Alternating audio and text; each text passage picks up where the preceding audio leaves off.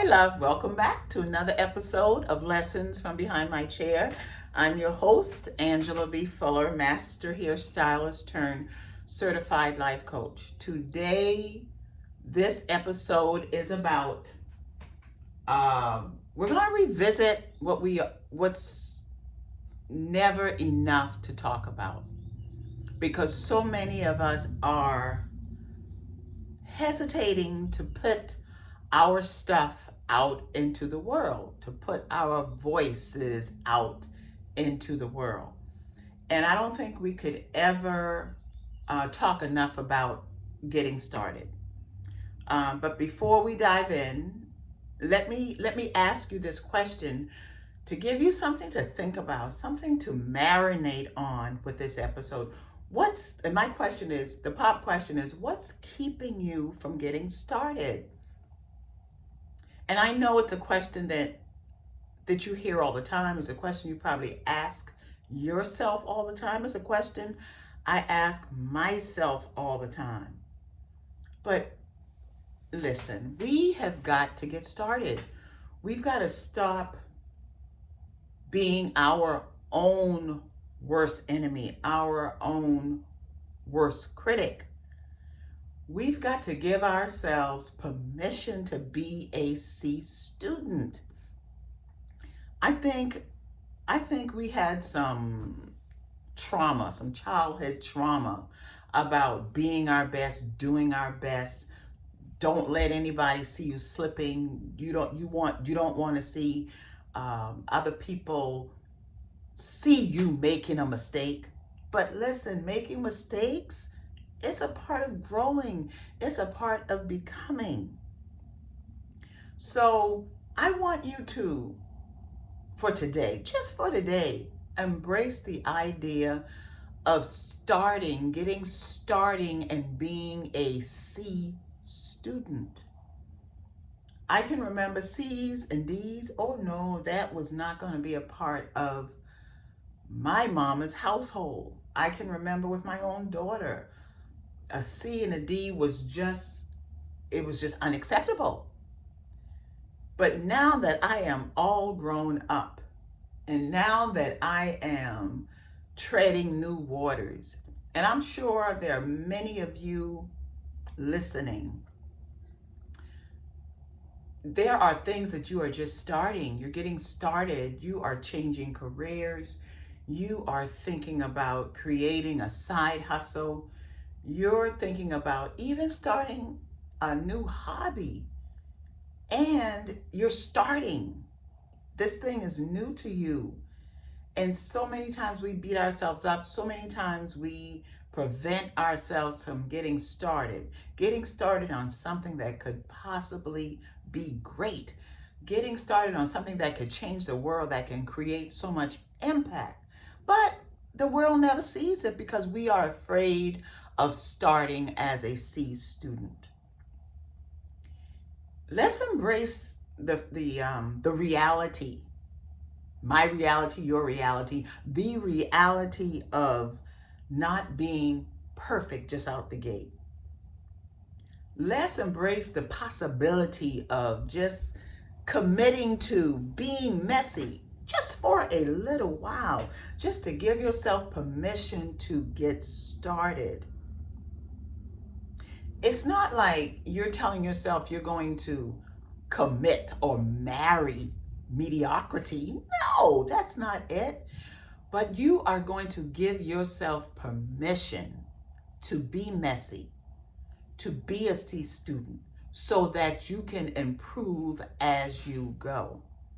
Now, I'm not saying don't give any thought. I'm not saying don't prepare. I'm not saying don't do your research.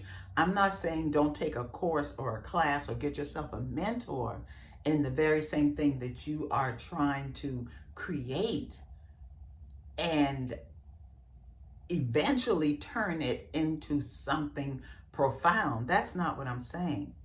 I'm saying give yourself what you need to get started in a way that's just, it's not like you're just going to jump in and put something out into the world without any regard to preparing yourself. I'm not talking about lack of preparation. I'm talking about putting yourself in the mindset, putting yourself in the um, the thought process of, I know there's work to be done. I know there are certain things I have to have in place, but I'm not going to let these things keep me from getting started. I'm not going to let imposter syndrome keep me from producing. I'm not going to let what other people are doing that have been doing this thing for years keep me from getting started because this is my first 30 days. Everybody started somewhere. Every genius, every masterpiece. What's the saying? Every master was once a disaster. Don't kid yourself that, oh, I'm waiting. My mama used to say, wait, W-A-I-T, is what broke the wagon. Meaning your waiting is the very same thing that keep you held to the ground, that keeps you from thriving. Don't kid yourself. You know why you're not getting started. You know it's because you are afraid of success. You're afraid of failure. You're afraid of what other people may think. You're afraid of, what if this thing really go? What if? You're afraid of, what if it becomes a masterpiece? So how do we work around that? There's so many philosophies, there's so many beliefs on how we can push our fears aside, push our apprehensions aside so that we can just go ahead and produce what's in our heart to produce. Sometimes you just have to jump in. I mean, seriously, think about when you were learning to swim. You took your lessons, that means you prepared, you practiced a little bit, and you had the confidence to go ahead and jump in that water, to get in the water, to start swimming, to start enjoying yourself, to allow yourself to get better, to allow your strokes to get better, to allow your float to get better. But sometimes the water was cold. Sometimes that water was just a little bit too chilly. So you were afraid to jump in and go ahead and get all the good feeling of just swimming, of that feeling of accomplishment, that feeling of feeling the water on your body, of experiencing the very sensation that you got while you were practicing, while you were learning.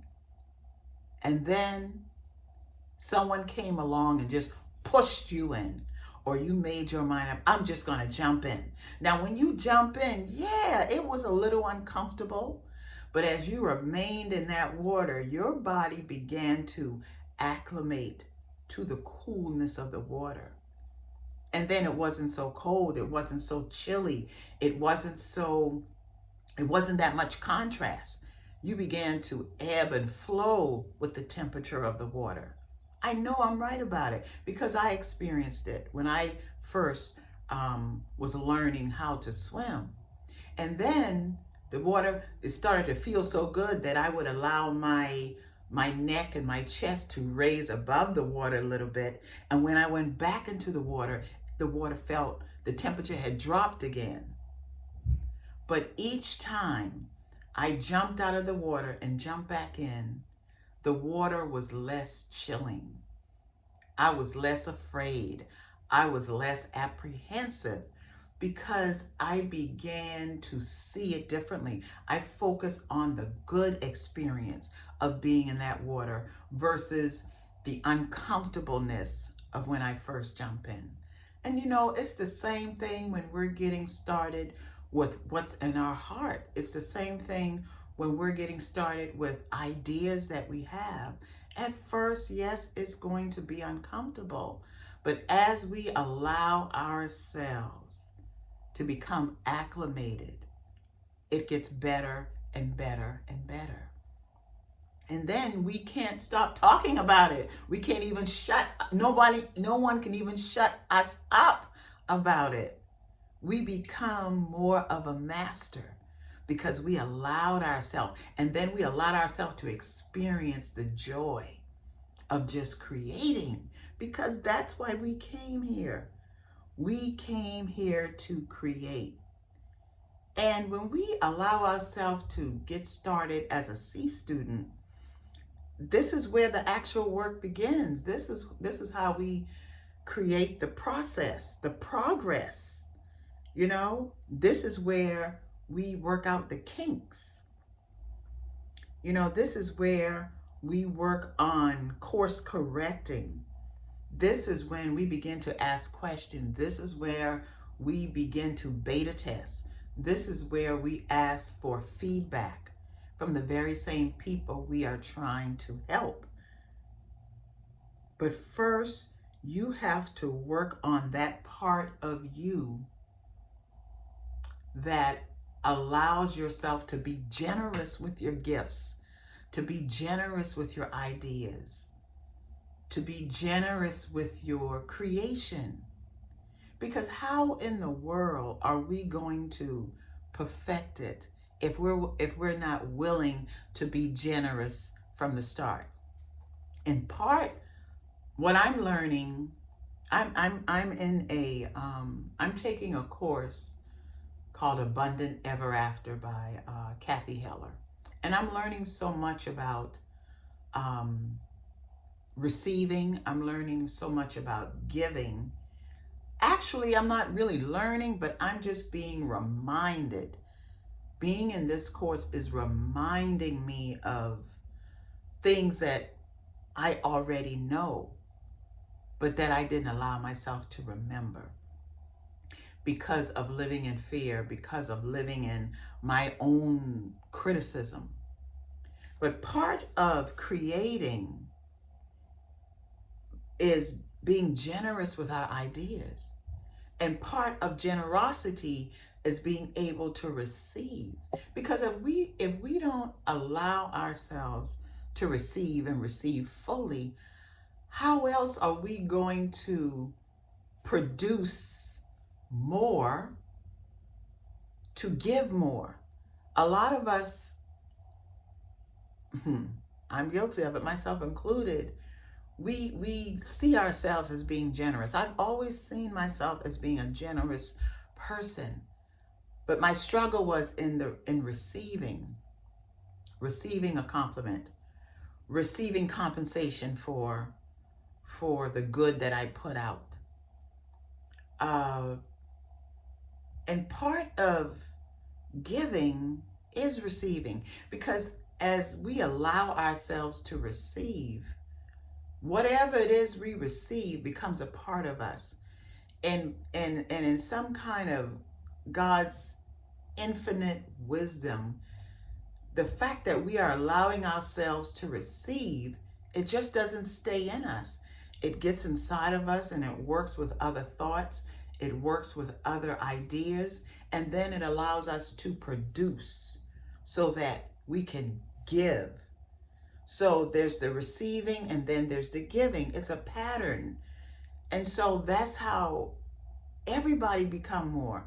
I become more when I receive, because what I have received, I internalize it, and it caused me to think bigger. It caused me to be in a place of joy and happiness. So it caused me to be in a place of wanting to give. And then everybody wins. And I think a lot of times we allow our egos to prevent us from giving, because it's selfish when we're not generous with our ideas. I think it's selfish when we're not generous with our gifts. I think it's selfish when we withhold our purpose from the world, because how else are other people going to grow if we're not willing to give? First of all, if we're not willing to receive, so that we can give, so that other people can receive from us, so that they can give to other people, how else are we all going to rise? We have got to learn to not make it about us, to not live in our fears, to not live in our criticism of ourselves. Because when we do that, nobody wins. And if we are going to start winning, then we are going to open our pipeline of receiving and open our pipeline of giving so that we don't stunt our creativity, so that we don't stunt our purpose, so that we don't stunt our ideas. We cannot have one with the other. We cannot give if we don't receive, and we cannot receive if we don't give. And we cannot allow the fact that we don't have all the answers right before us as soon as we start. We have to show ourselves grace. We have to show others grace, and we have to allow ourselves to grow. And in growth, there are mistakes. Trust and believe me, there are course correct. You just cannot start a thing, master that thing without growth. We can't separate the two. We cannot allow ourselves to become an island, because if we are an island, then we are stuck in our own ideas. We're stuck in our head. We've got to get out of our head. We've got to get out of our egos, and we've got to open up to our minds, our hearts. Get out of our head, open up our hearts so that we can be comfortable and be excited and be energetic about giving, about putting our stuff out into the world. We got to be okay. We got to give ourselves permission to be a C student so that we can learn, so that we can grow into a B student, and then into an A student. And then guess what? We got to start that process all over again, because we never arrive. It's the journey that makes us better. It's the journey that creates impact. It is the journey that changes the world. And each step is necessary at each junction. And we've got to learn to be okay with that. So how about let's just decide to enjoy the process? How about let's just decide that I'm just going all in. I'm going all in, messy and all. I'm not trying to be perfect anymore. I'm going to do me. I'm going to give me. And I think that process, it allows other people to be them and do them without thinking so heavily on how we're being perceived or judgment. I hope you got something from this. I hope this episode has given you the courage to say, I'm going to give myself permission. I'm going to allow myself to be a C student. I'll talk to you soon, okay? Bye. Mwah.